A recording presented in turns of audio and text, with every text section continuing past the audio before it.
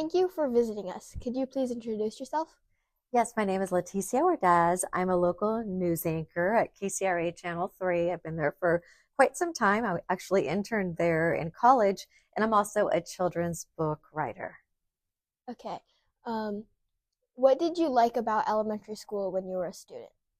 Elementary school was so amazing. I remember my awesome teachers always encouraging me to dream big and to do more. They always said to reach for the stars. So I just remember being in a very nurturing environment where educators and librarians and students just all wanted to see each other do better. Nice. Did you always want to become a news reporter, or were there other jobs you were interested in?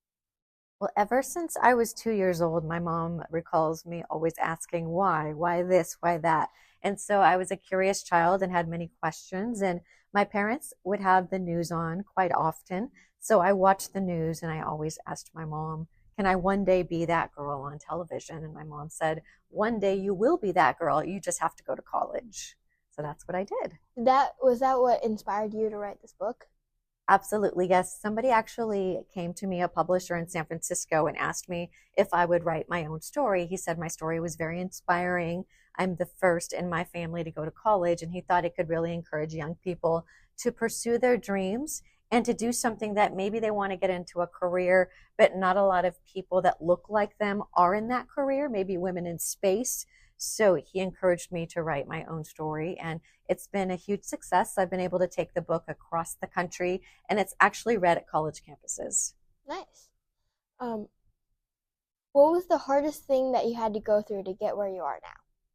I think the hardest thing for me was moving away from family. I grew up in a very small town here in Northern California at Galt, 20,000 people, and I had to move away from home for the first time. That was far away. I went to college at Sacramento State, so I could go home on the weekends. It was only a 30-minute drive, but all of a sudden I was out in Elko, Nevada. So just being away from family and pursuing my job, pursuing my dreams, but it was hard to be away from family. So I did eventually come back home and get to work at the dream station that I was watching when I was a little kid, asking my mom, can someone that looks like me be on TV?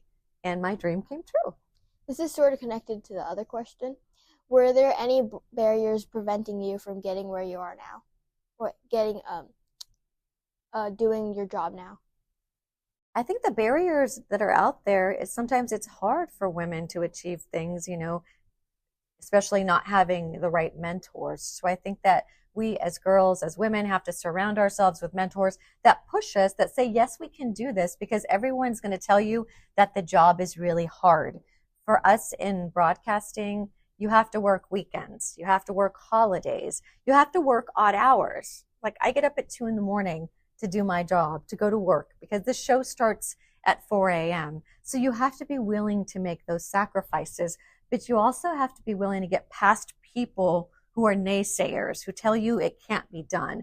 You have to tell yourself it can be done, and you have to believe in yourself.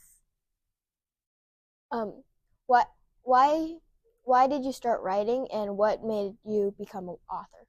Definitely. Well, I've always written as my job as a news anchor and reporter. That's what we do. We write, but then I transitioned into also writing children's books. When I became a mother, I just decided it was time for me to write my own stories. I would often go to the library and bookstores, and I wanted my children to also share that love of reading. But what I found was that there wasn't a lot of bilingual books out there. It wasn't a lot of books that reflected my community, my Latino community. It turns out there's only 5% of books that are published that feature Black and brown characters. So I definitely thought it was important for me to do books my way and to not only represent my own children, but to show children of the world that they belong, not just in a book, but in every profession. I want them to see themselves, to be proud of their culture, and just to get more excited about reading. And that's what I'm finding. When I'm taking my books to schools, I travel all across the country, and they love seeing themselves in a book. Kids will scream like, that's me, that looks like me. They feel so validated, so loved that their stories are out there, and it just makes them feel good about themselves. And then it encourages them to want to write books too. when I go to schools, often kids ask me, "Are you really an author? You don't look like an author." They have a vision of what an author looks like, and it's not someone who looks like me. They envision maybe somebody older with glasses and that just is not Latino. And I'm there to show them that we can all write our own stories, and they are empowered. And they tell me that they also want to write their own stories when I leave campus. So I'm super encouraged knowing that we have more readers in our community and also more youth that want to write their own stories and become authors one day. So that's very cool. Yeah, that makes sense. Is there anything else that you'd want me to ask you? I just want to tell kids to like really look at yourself and dedicate yourself to reading. I think it's super important that kids continue to read 20 minutes a day. Find books that you love. I know sometimes parents say my kid doesn't like to read. Find books that interest you. And I encourage educators to also do the same thing. And parents, take your kid to the library, make sure they have access to books, go watch an author presentation.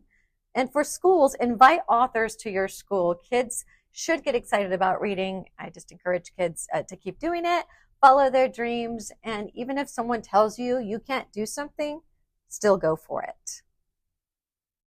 It's great that you could stop by. Thanks again for your time. Thank you so much.